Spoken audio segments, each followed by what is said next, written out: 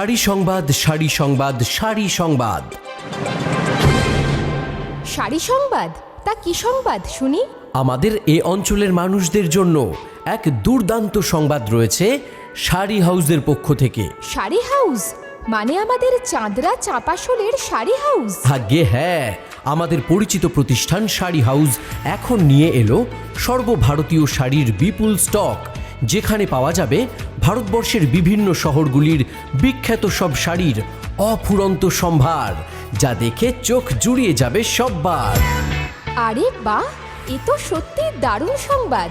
এখন একই প্রতিষ্ঠানে সর্বভারতীয় শাড়ির বিপুল স্টক। তাহলে তো শাড়ির জন্য অন্যত্র যাওয়ার নেই দরকার।